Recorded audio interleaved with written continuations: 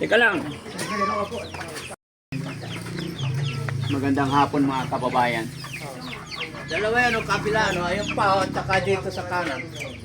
Kuha tayo ng ano mga kababayan, gulay. Kasi birthday ni tatay ngayon. Naglechon na naman sila. Naku po, high blood. Ito magandang ulam mga kababayan. Ayan. Yun o. Oh! Tingnan nyo mga kababayan. O, di ba? Masarap to. Meron pa, teka lang. Oy, natuluan ng shoes ko. Ayun pa, o.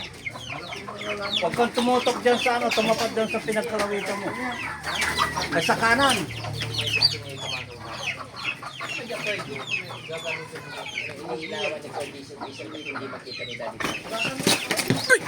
Oh,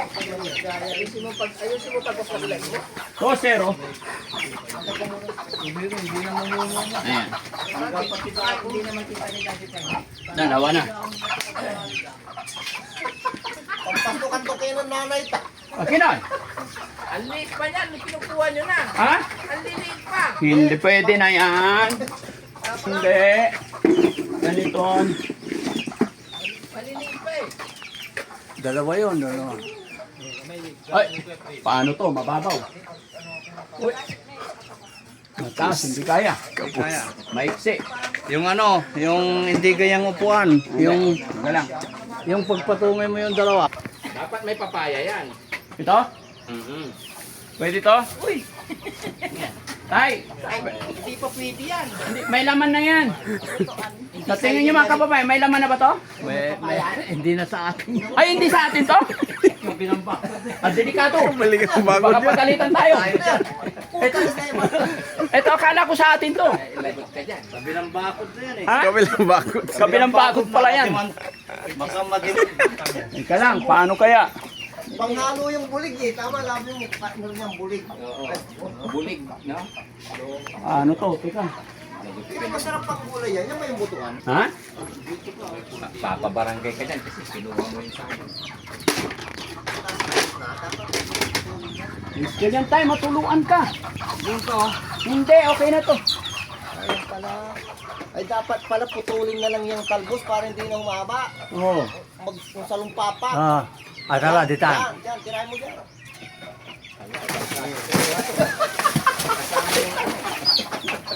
Ang gana. Muntik-out naman. Ang gatil. Ay, wala nang, hindi na mamumunga kasama na yung sanga. Ha? Hindi na mamumunga kasama na yung sanga eh. Hoy, tatlo. Sabi ni Kuya Ed. Kinuha mo pati maliliit.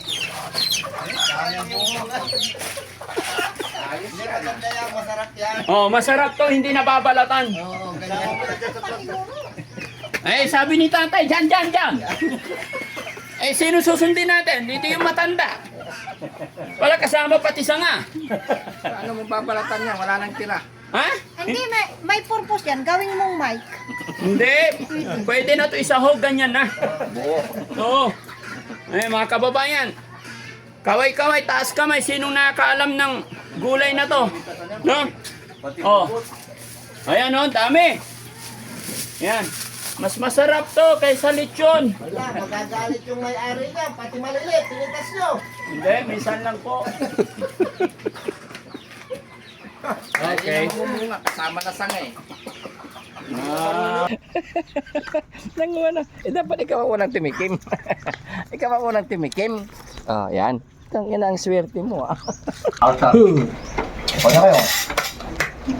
Kakainin natin ito. Aba ng bawit, hindi lang ko pala. Uy, ba't binalakan niyo? Tindira. Boss, good morning. Huh? Good morning. Good morning. May lechon dito, boss. Ah. Pwede ba makikain dito? Ay, pwede. Kasarap Lahat po. po is invited. Anong mayroon, boss? Birthday kasi ng aking pinakamamahal na tatay. Ah, birthday ni tatay. Bumili tayo ng biik. Hindi, malaki yan. Sa picture lang malaki yan. Bumili tayo. Alam mo kasi sa lechon, pag malaki yung lechon, hindi masarap. Tama. Kailangan lechon tayo, yung sakto lang yung laki. Mm. Para Masarap. Natagos yung linamnam. Sige, subukan mo maglechon ng oversize.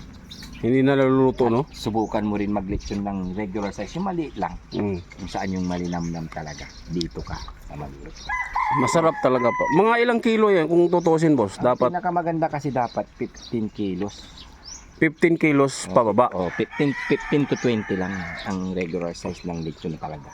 Na karapat dapat na. Yun ang masarap na lechon. Pag lumagpas ka dun, mabig ano na. Hindi na gaano kasarapan. Mm. Matatawag ng lechon, pero hindi siya masarap.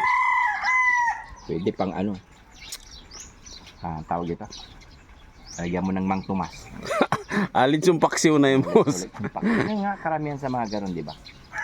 Yung mapambenta dyan sa gilid, sa ano, sa Magilid-gilid. all you can ganun, yung malaki dapat ang lechon. Ito talaga ang pinakamasarap. Yan lang yung regular size. 15 kilos na regular size. Sarap nito. Luto na, boss. Luto na.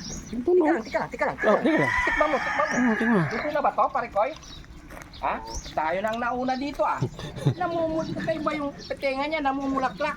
Ulaklak. Oh, kuha na tayo ng balat. Ay, grabe ang init. Parang ayaw magpakuha. Dito.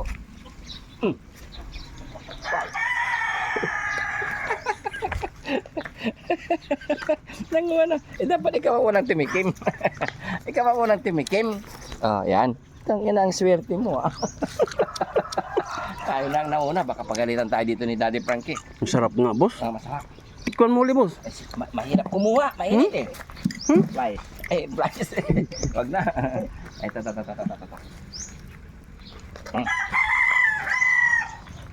Nauna, wala na ng balat. Naubos ng balat. Wala. Yun. Ang sarap nga, mga babayan. Masarap ang 15 kilos na lechon. Yung totoo pala sinasabi ni Boss JB.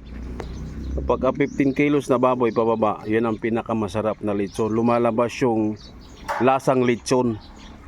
Hindi lechon-lechonan lang. Sarap, parang gusto ko pa. Gusto mo ba? Sino mo? Na-addict si Boss JB.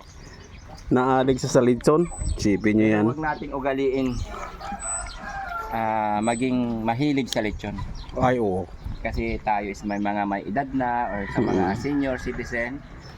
Iwas tayo sa mga ganito. Siguro once in a blue moon pwede. Minsan lang naman, boss, birthday, Sa birthday pwede. Pero yung Pasko, yung mga malalaking event lang. wag natin laging kumain yan kasi ang dapat nating laging kainin yung mga gulay-gulay para humaba yung buhay natin. Ayun. Lalo na siyempre sa mga senior citizen. Love na love natin yung mga yan. Yes. Salamat po sa payo sa ating mga kababayan, nating followers, na ingat-ingat tayo, huwag tayo masyado nagkakain ng lechon dahil traitor ito. Masarap pero traitor. So mga kababayan, hanggang dito na lang tayo. Huwag yung kalimutan suportahan ang Team Daddy Frankie, of course si Boss JB, di ba? So maraming salamat and see you next time.